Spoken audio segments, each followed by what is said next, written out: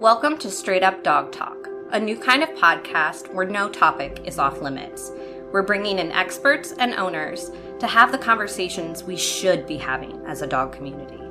Each week, a new guest will share firsthand experiences, educational resources, or professional guidance to help you learn and grow along with your dog. You won't get one perspective here, you'll get them all, because every dog is different and every owner is too. You can follow along on Instagram, TikTok, and Facebook at Straight Up Dog Talk, or by visiting www.straightupdogtalk.com. Tune in from any of your favorite podcast platforms. This episode is sponsored by Pet Matrix Premium Canine Supplements. Straight Up Dog Talk is super excited to be partnered with Pet Matrix. After exhausting several other pet supplemental brands, I am now seeing the results that I have always been searching for Toby and Fitz. Pet Matrix supports all three pillars of canine wellness using their cell matrix delivery. It delivers nutrition directly into the cell. If you're looking for a supplement that pairs with nature and science, look no further and get your dog on Pet Matrix today. Welcome to Straight Up Dog Talk. I'm Em, and this week I'm flying solo, but I do have a special guest named Kaylin. She's here to talk about her senior dog, Pippa. How are you doing today, Kaylin? I'm doing well. How are you? I'm great. I'm so excited to chat with you. I always love seeing Pippa's pictures pop up in my feed. She's always dressed up so cute. She always has like little necklaces and cute outfits, and she really just does bring a smile to my face every day. Oh, thank you. I mean, she does the same thing for me. So I'm glad that it makes other people smile. Oh, well, I mean, that's kind of the goal, right? When we share our dogs on Instagram, it's to bring other people joy. But also, Pippa has kind of a sad little backstory. And that's why you're here today, because you brought her into your home under some circumstances that maybe not everybody would be willing to or capable of bringing a dog into their home, because she is ill and she is elderly. So let's kind of talk a little bit about how we got there. Let's tell us a little bit about yourself and how you met Pippa. Sure. So right now I'm just a young professional. About 2 years ago, I was in grad school. I was a little bored, a little lonely, kind of just studying all the time. And I just really missed like having a companion or someone around. I started dog walking kind of as like an introduction to possibly getting a dog. And then I was like, maybe it's time to just foster a dog, see how that goes. So I fostered Pippa, thinking it would be like a long-term foster. I would just foster her until she was adopted. About a month into fostering her, she was diagnosed with stage 3 high-grade mammary cancer, which was obviously not the news that I wanted, but it really opened my eyes to the potential to actually adopting her. So it was a good thing, but very sad at the same time. I honestly don't know how you do it. I don't know that I could do it. We bring these dogs into our homes as fosters, or we volunteer at shelters. And first of all, it's really hard not to get connected to all of them, because you just want to save them all and you want to love them all and you want to do everything that you can for all of them. But it really feels like you and Pippa just had a special connection. Did that happen right away? Was it like that instantaneous, I know that this dog belongs with me? Or was it like a slowly over time as you worked through the shelter? I think it was definitely slower. Pippa was very guarded when she first came home with me for foster. And I don't blame her. She came from a situation that was pretty neglectful. She was underweight, had fleas, a whole bunch of kind of issues that could have been addressed, but just weren't. And then when she finally got comfortable in my house, it took a couple weeks. I think she really started to open up in terms of her personality, and she became more affectionate. She started licking me, which was something that I was like not expecting, because she was just very guarded at first. And then she just became extremely very comfortable with me. And then I kind of opened up to her. And then when I found out that she had cancer, that's when I was like, I have the option to help this dog and adopt her, or I could foster hospice, which would essentially be providing her a good quality of life, but providing that in a foster home. So she would still be available for adoption if someone wanted to adopt her, but I would be caring for her in the meantime. So it would kind of be similar to just like a regular foster, but it's just under the stipulation that she has health conditions that would need to be monitored. So I kind of weighed that, and I thought that I would adopt her just to see what her treatment options would be. We ended up doing chemotherapy for 3 months. She didn't really handle it too well. She was very lethargic, but it did give me the opportunity to kind of explore another avenue by adopting her to see what her treatment options were. And in the foster situation, you wouldn't have really had that control, right? Like it would have been the rescue that was making those decisions. Right. So at this point, I would not have had the opportunity to really make any medical decisions. So it was really just the shelter that would be making those decisions. And they didn't have the equipment or resources to really do much more than really check to see if the cancer had metastasized. So it was just a matter of what I was willing to do in terms of my budget and providing her a good quality of life, and kind of working through that balance of, am I providing her a good quality of life, but am I also working within my budgetary means? Yes, we talked with Alexis a few episodes back when she was doing cancer for her dog, and she had mentioned how expensive it was. Do you mind sharing how much you spent on those 3 months of cancer chemo treatment? Sure. It was about $6,000 for her anti-cancer medication or chemotherapy, and it was an oral medication. She had the option of doing an IV chemo, but I didn't think that would be a good option given her enlarged heart. So we stuck with just the oral chemo. Like I said, she really didn't do so well on it. She was lethargic. She was losing her fur, which apparently is an uncommon symptom, but more common for humans to experience with human chemo. And it just didn't seem worth it in terms of her quality of life. And as far as her quality of life, besides the lethargy and the hair loss, were you noticing other things? Like, was she having trouble getting around? Was her energy level low? Was she eating or not eating? So she's always been an eater. So I never really had to be really concerned about that. But in terms of other issues, I think that she was really losing some muscle, and she just wasn't as strong. She wasn't moving around as fluidly and without ease as much as she had been before.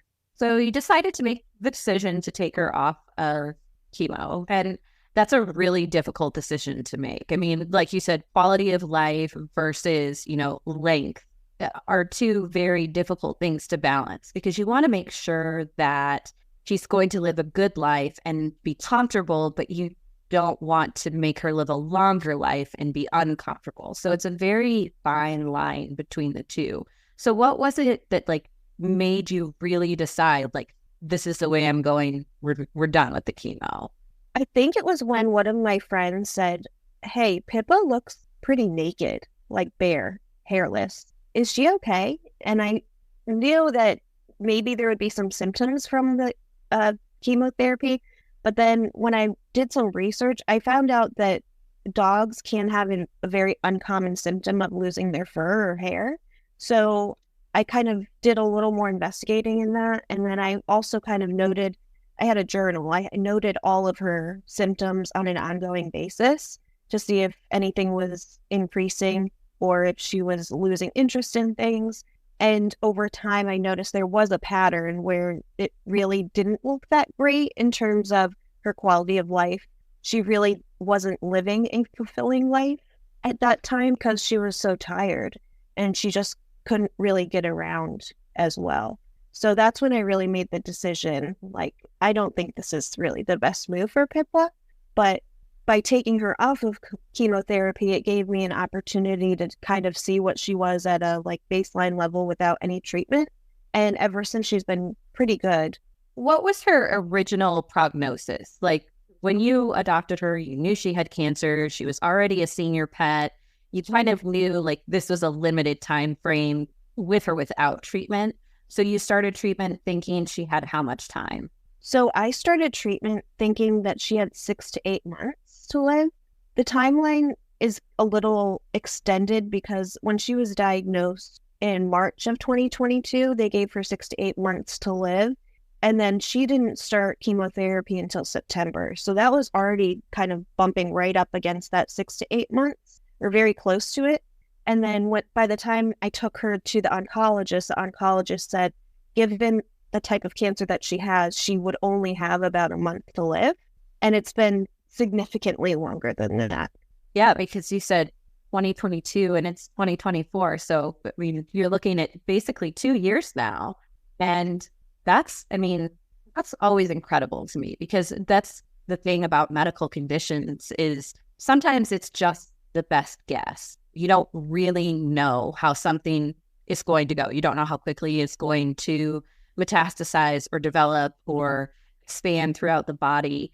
Have you had any other testing done, any other x-rays or anything like that to check on the size or metastasization since she was on the chemo, since you stopped? No. So the last time she actually had an x-ray of her lungs to see if it spread to her lungs was back in January of 2023.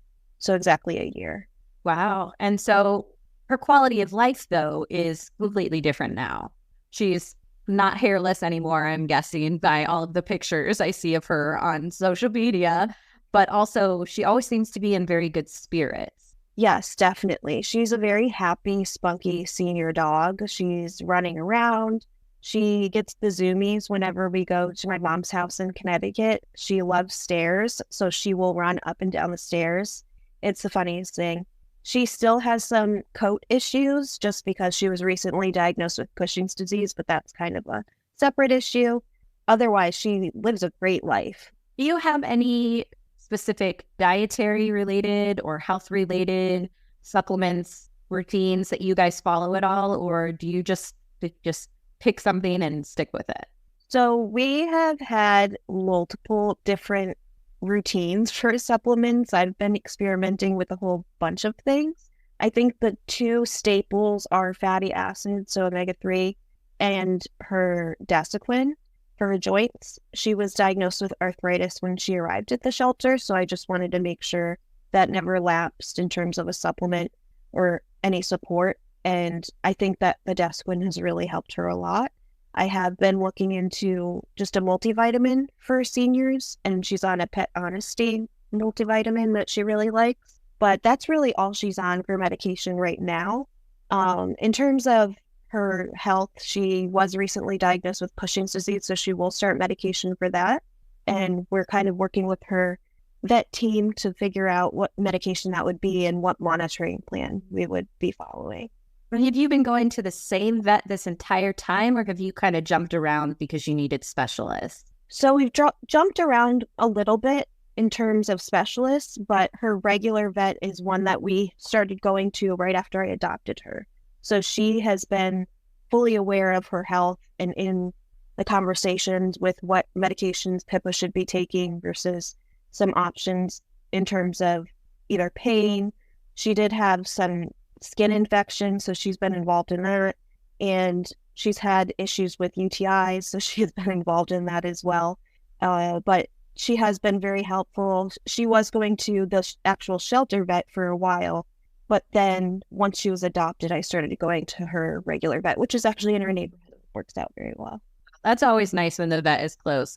My vet was very close to me during COVID when I lived on that side of town, and then I moved all the way to the other side of town. But I still go all the way over there because I love my veterinarian, and I think that it's completely worth it. But it's so nice when the vet is close to you, especially when you have a dog that needs that extra care and you don't have to transport them as far, because it can be stressful for them. Right, exactly. It's actually funny because a lot of my friends have issues with their pets, mostly dogs, having some sort of anxiety going to the vet. And I'm like, Pippa literally drags me to the vet on walks because she knows that she's going to get treats. So I've had no issues with her actually like getting into the vet, getting testings. She's been really a good sport through all of this. And the only thing that she absolutely hates is bath time. But other than that, she's a pretty good sport. Saw you posted not that long ago a picture of her in the bathtub with her little like head wrap around, like her little spa wrap around her ears, and And she was smiling in the tub, so she didn't look like she was too adverse to the whole activity. Yes, she is a little rigid in the tub. She kind of stands in one spot and then she just doesn't move.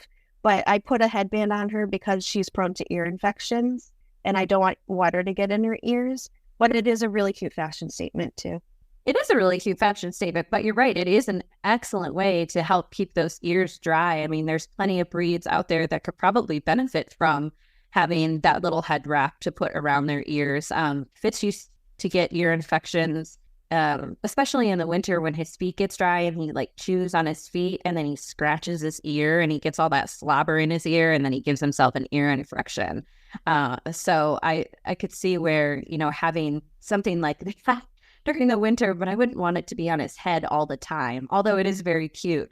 With that being said, he did have a donut on because the ear infection had gotten so bad and he became obsessed with that thing. I can still get the donut out and he like pops his head right through it because he's like, oh, I know, same thing. I get treats. Like this is positive. I love this thing. It's like, okay, you weirdo. That's so funny. It's so funny, just based on how we approach things, how they respond to them, and how long that they continue to respond to them. Because, I got the basket of stuff down the other day to get the leash out so we could practice some leash work stuff. And of course, that cone thing, the blow up collar was right there. And he's like, bumping it out of the basket, trying to get to it. And I'm like, I'm not doing that right now. It's not a game. That's so funny. But it definitely makes it when he has an ear infection much better because he doesn't like it when I put the medicine in his ear, but he likes it when I put the cone around his neck. Oh, dogs are so funny. I love it. So you said initially, she came from a bad situation. Do you know much about her previous situation or do you just kind of have a vague idea? I don't really know the specifics. I have a vague idea. I just know that she was surrendered with 2 other female dogs, and also had some physical evidence of breeding, and the other dogs did as well. And just by the condition of first appearance, but also her health, it didn't look like it was a great situation. Fortunately, with her breed, it's kind of like that in most cases. It doesn't really seem to matter where you are. And I don't know why it is that the pit bulls always get the short end of the stick and the bully breeds always get the short end of the stick because they are such amazing dogs. They're so sweet. They're so loving and they're so open to attention and affection. And they just want to be like your buddy and they want to be right there with you. But for whatever reason, they just get mistreated in so many different ways. And they're also the dog that seem to bounce back the best from those kinds of situations. I've seen more pit bulls be successfully rehabilitated than I have probably most any other breed just because they have that just like extra spark in their personality that gives them that drive to be connected to people. I absolutely agree. I know Pippa is very resilient. If she's not anything else, she's resilient. And with the whole cancer diagnosis, I knew that it was going to be an upward battle. But at the same time, she's handled everything in stride.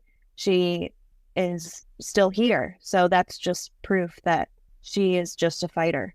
Yeah. I mean, to me, people really struggle when it comes to cancer as people, right? So going through chemo, going through the hair loss, going through the skin conditions, and just basically all of the things that come along with cancer. I mean, and then you put that in a dog, and a dog, that already doesn't understand the world the same way that we do as humans is now sick, and they don't understand why they don't feel good, and they can't vocalize that they don't feel well. And for her to like turn around and just make this, miraculous level of stability and just keep pushing through and make it, way past her 6 to 8 months prognosis, and just be thriving is just such a wonderful thing. And I also think it's obviously a really big testament to who you are as a person and a dog guardian, because you've advocated for her so positively and so well, because like you said, her quality of life was more important than anything else to you.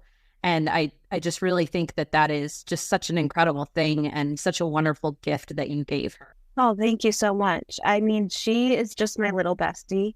I know that I would just be devastated if I didn't do as much as I can. So the fact that I have the ability to really try to help her in either the cancer diagnosis, her Cushing's disease, whatever medical issues come up, it just gives me a little bit of solace that I'm trying to help her and do the best that I can for her. But I also know that she's living a great life. And she truly is. Truly, truly is. Now, as far as the other part of this, her being a senior dog, that's again something that not everybody can do just in general, whether they're sick or not. Some people, they want a younger dog, they want a longer lifespan, they want less health conditions. Do you think that it will always be senior dogs for you, or do you think that you'll try something different next time? I think I'm a senior dog person. I started volunteering at the shelter that Pippa's from, Barks in Baltimore. And I just fall in love with every single senior that comes to the shelter. And it could be a dog that has been surrendered by a family and they have known love their entire life. Or it could be a dog who has been neglected or comes from an unfortunate situation. And I'm just drawn to the older dogs, and I'm not sure what it is, but just the ability to help them and get them out for a walk, or in Pippa's case, kind of work through her health issues. So I think that it will always be a senior dog. I think they just hold a special place in my heart. Well, we need people like you. We need more people like you, because there are so many senior dogs out there that need homes that unfortunately will never have homes because they get overlooked because they're older and people don't want to take on all of the health responsibilities and care responsibilities that come with an older dog. So thank you for that, because the world needs more people who love dogs like Pippa, for sure. Something else that you have done with Pippa that's, kind of the main focus of your account here is Pippa's bucket list. When you found out that Pippa had cancer, you decided that you were going to create a bucket list for her. And I love this idea because, there's the movie, right, with the bucket list, and everybody has, bucket list goals in their lives. But for you to focus a bucket list around, this dog's life and making sure she gets the most out of this very short period that you thought that she had, I just think that it's such a cool and very inspirational idea. Can you tell everybody a little bit about the bucket list and why it started and kind of some of the things that you guys have accomplished? Sure. So her bucket list idea was really something that came to mind when she was diagnosed with cancer and given the 6 to 8 months to live. I was, of course, very sad knowing her situation. She came from unfortunate circumstances and really didn't receive the care that she really needed. So I thought that a bucket list would allow her to experience new things that she likely had never experienced before. And on top of that, it would just be different experiences that we would have together and we would just bond. So I came up with a list of several things, mostly involving food because she's such a foodie. And we did them together. I kind of started over the spring, summer of 2022. And then we completed it on the day that she was actually surrendered to the shelter, because I wanted to remember that day as something positive and not something negative. So the last bucket list item was her hike. And it was a group hike that we did with a bunch of friends and their dogs and just some Instagram friends as well. So we were really celebrating the community that we built. And we were able to do this hike together. Of course, we finished the hike last because we're not really physical active people, but we finished it. So that's what counts. It was amazing. Just through her bucket list, I've been able to expand our community, learn more about various things in just my neighborhood, and then also meet friends via Instagram. It's really been quite amazing. And I feel like this bucket list didn't stop when we had the hike. It's just been continuing. What do you think your favorite thing that was on the bucket list that you guys completed was? I think my favorite thing was going to the beach. And it was the first thing that I wrote on the bucket list because it was around springtime. I knew it would be warm out soon. Pippa loves the sun.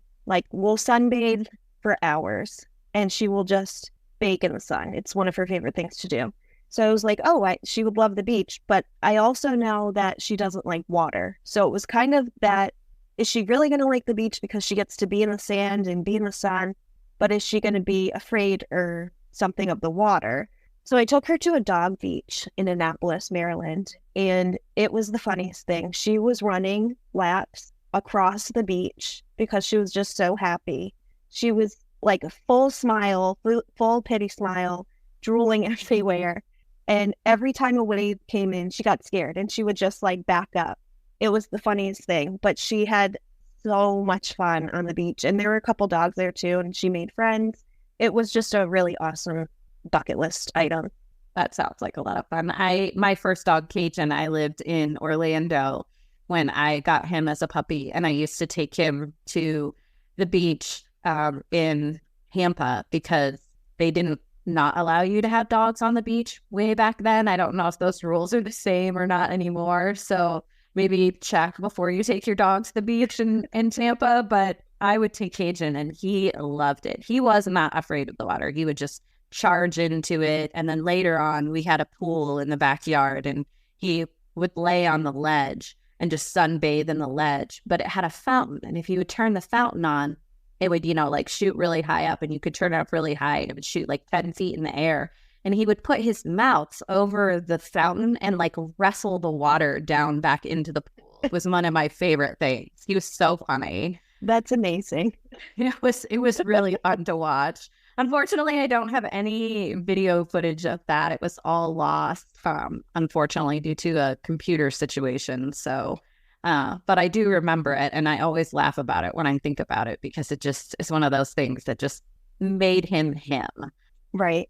What do you think? What about any other group activities? You said you did the hike. Have you done any other group activities? I mean, you do have a pretty big community. Like you said, you have a lot of people that are interested in being involved and making sure that she was doing well, and, even more involved once you created the bucket list. People were very ready to help with that. Yeah, definitely. Both Pippa and I really expanded our community through the bucket list. So a lot of the food items were local to Baltimore. And one of them was to get a doggy donut from Cloudy Donuts, which was right down the street from us. And Cloudy Donuts graciously hosted a weekend where a portion of the proceeds of the doggy donut would go towards Pippa and I completing her bucket list. So that was a really awesome event. And I just really liked that, not only that it was community support, but I was able to give back to Barks, the shelter that Pippa's from. I ended up buying a couple boxes of donuts along with a friend who also volunteered at Barks. And I was able to distribute the donuts. And this was the first time that I had really been in the kennel rooms and really saw what it was like firsthand to be in a kennel room and experience all of the barking and all of the stress that many of the dogs experience. So it was really eye-opening. And I also completely understood how Pippa became an office dog within a couple, because the noise was just overwhelming.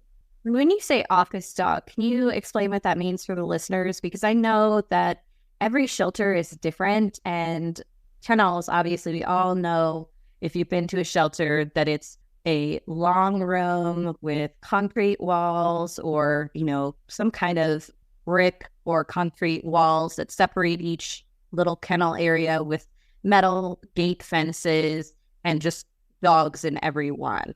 Now, not every facility has an office space, which is incredible for dogs like Pippa, but they also don't necessarily always have foster capability either, because shelters and rescues have different abilities to do things. So when you're saying an office space, what does that mean for Pippa in that situation?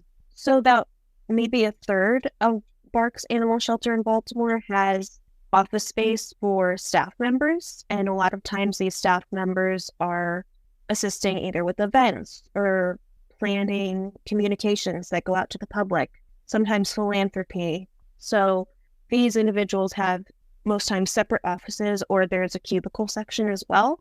Pippa was one of those dogs who was very stressed in a kennel, She also came down with a URI, so she was in the like sick dog room. And after that, she was placed in an office because she really just didn't handle like the kennel life well. So once she was placed in an office, she was essentially in an office with a staff member of the shelter. And it's a decent sized office with a kennel in there or crate in there. And she basically had free roam for the day. And then in the evening, she would just be crated. And they provide beds, blankets, the things that would be in a kennel, but it's a little more quiet because you're actually removed from the kennel space. You're also with humans like 90% of the day. So it was really better for Pippa in terms of her mental health because she really just does not do loud noises very well.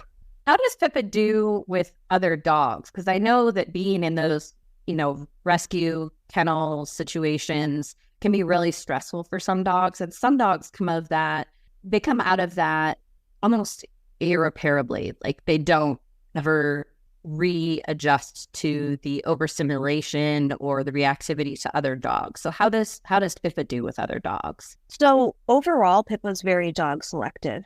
In the beginning, when I first fostered her, well, fosters generally just shouldn't be interacting with general public dogs anyways, or own dogs, but I was very careful about the interactions she had with other dogs. And by interactions, I even mean like from across the street.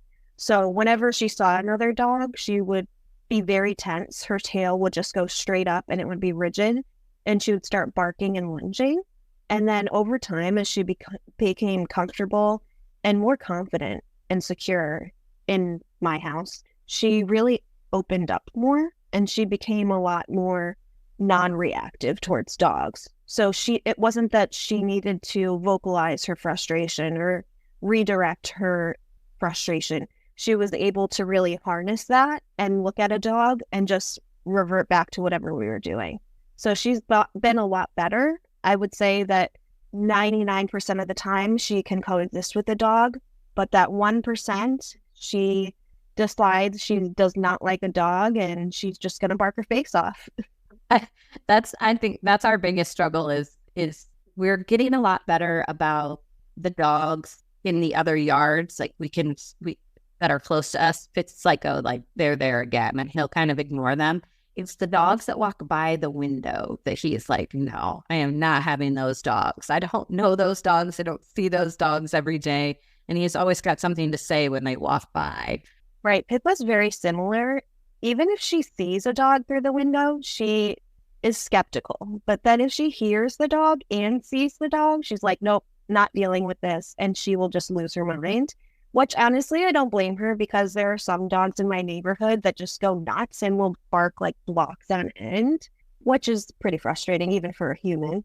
But I will say Pippa has really done quite a bit of work, whether it's because she's more confident or secure in her home, but she just is not, I would say that she's not reactive for the most part. She's just very selective.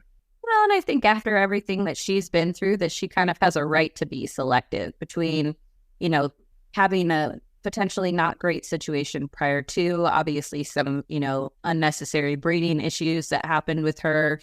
And then, being dumped into an unfamiliar place with lots of dogs that she didn't know, and then health stuff. So she really kind of lucked out when she landed with you because she got this completely different lifestyle than she had probably ever experienced her entire life. And she seems to have adapted really well to her lifestyle with you. Like I said, you put her in the clothes and she totally seems fine with it. She always has on this cute little necklaces. And she always just, I don't know, she just looks happy and adorable always at the same time.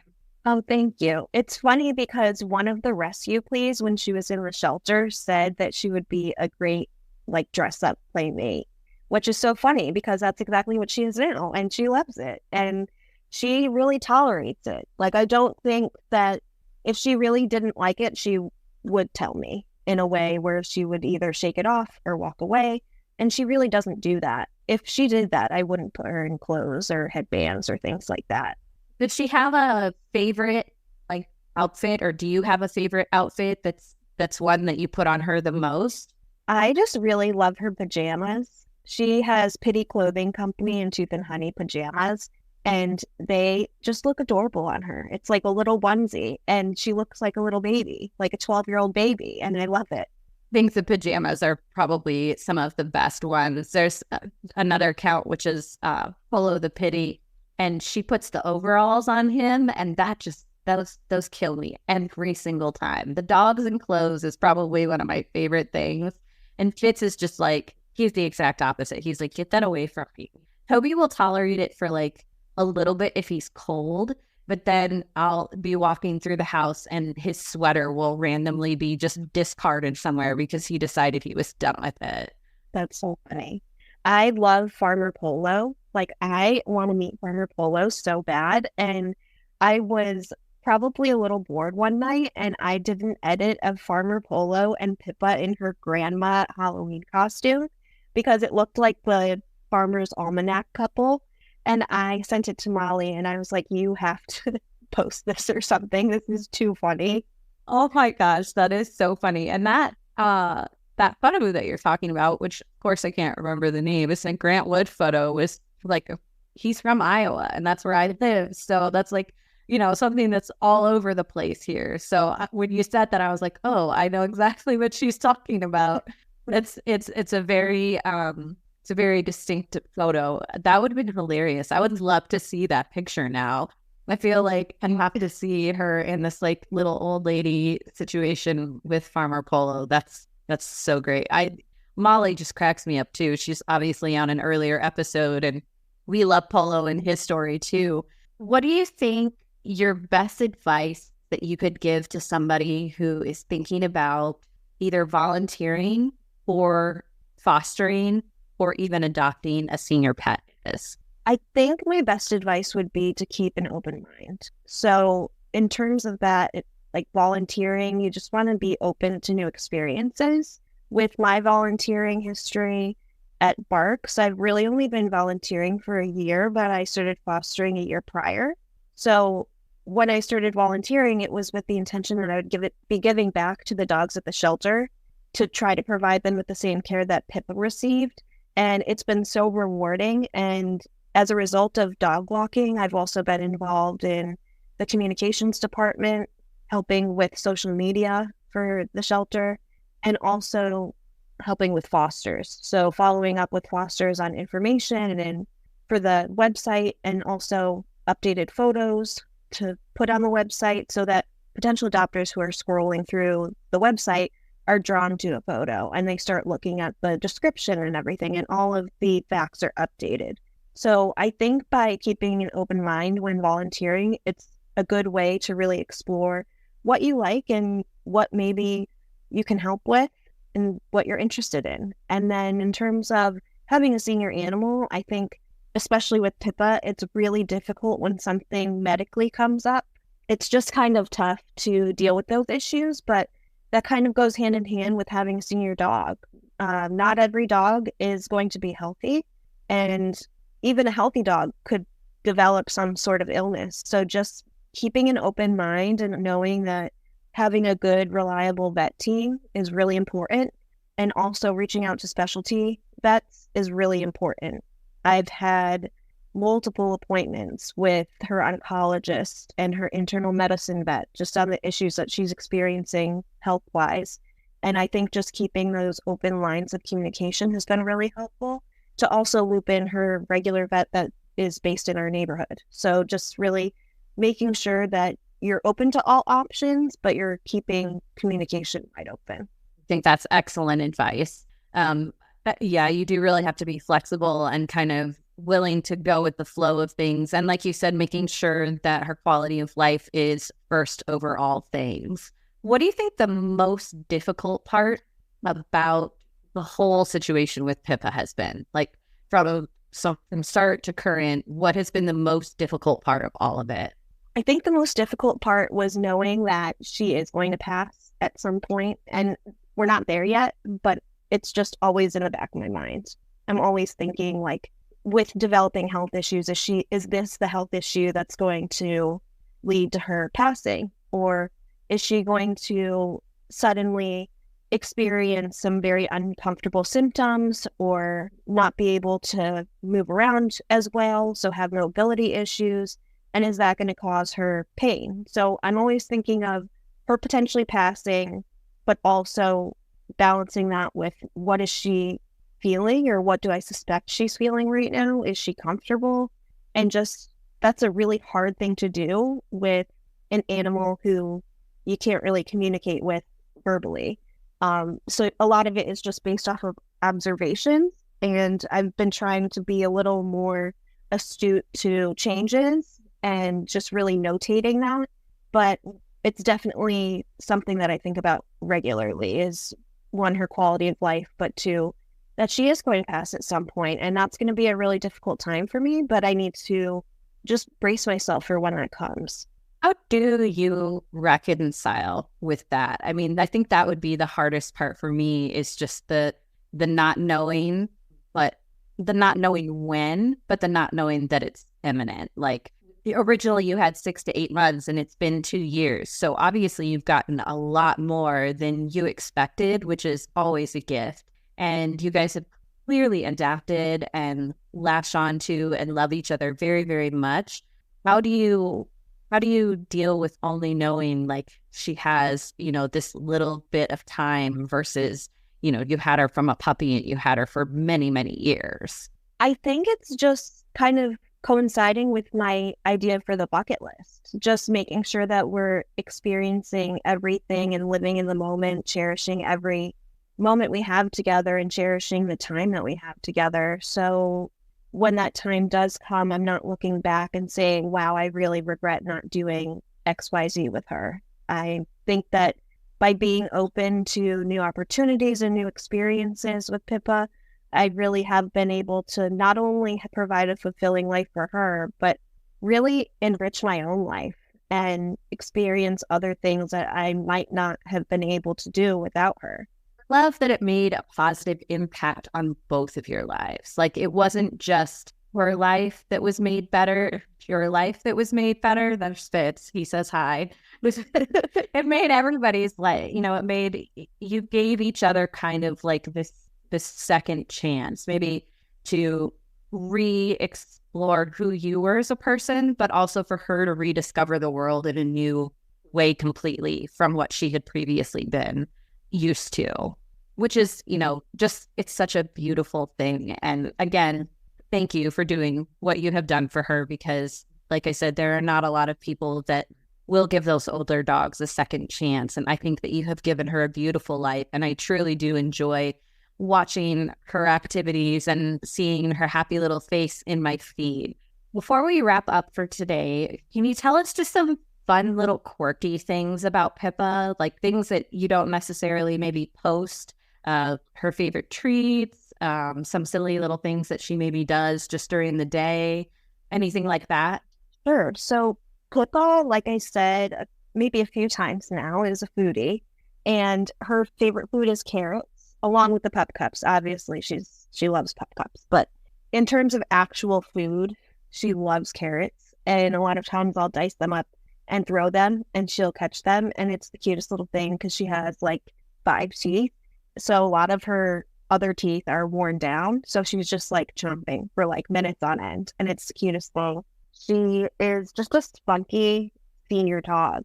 Like, we will be walking on the sidewalk. We live in the city, and so we run into a bunch of dogs all the time, or we'll run into people and they will say, oh, she's so pretty, and I'm like, thank you, like, that's very nice of you. And then they ask how old she is, and I'm like, oh, she's 12, like, she's gonna be 12 in August. And they're like, oh wow, she looks so young. I'm like, oh, thank you, she's just doing well, I guess. Like, I don't really know what to say to that, but it's just such a compliment when people are like, oh, she looks great, or she really doesn't look like a senior dog. And she is just very sassy. She really does everything and anything she wants, and no one is going to tell her otherwise. When she is left alone to her own devices and she is hungry, she gets like maximum level hangry and will start looking for food, which has become a problem in multiple occasions, where she's gotten into my friend's tote bag, ripped it up with her little nubs, and then she started eating bubble gum. She got into some granola bars with raisins, and it was not fun, but just kind of telling that she really loves her food and she'll do anything for it. Oh no, Pippa. Oh no. I love knowing that she's sassy because she looks sassy. And I think that you really convey her personality so well through your account. And we will share your social media information in the episode notes, and everybody can go check out Pippa and become friends with her because she really is just a joy to follow. Kaylin, thank you so much for being here today. It was really a joy talking to you and learning about Pippa. And again, thank you so much for helping us spread a little bit of awareness about senior dogs and how much love they still have to give. Thank you so much for having me. And Pippa, she's been here. Fitz and Toby have been here this whole time. I keep having to hit the mute button so that they're not making a bunch of noise, because as you can hear Fitz now. So to wrap it up for tonight. So thank you for listening to this episode of Straight Up Dog Talk, and we will see you guys next week. Straight Up Dog Talk was created by Emily Breslin. It is edited, produced, and co-hosted by Josh Wasta under the supervision of Straight Up Dog Talk, LLC, and Emily Breslin. If you're enjoying this podcast, follow or subscribe to be sure you don't miss an episode, and leave us a review on your favorite platform. Looking for more honest and relatable dog content? Check out our sister show, Unpacked, with Jerry Sheriff and Madison Simpson. Thanks for listening to Straight Up Dog Talk. See you next week.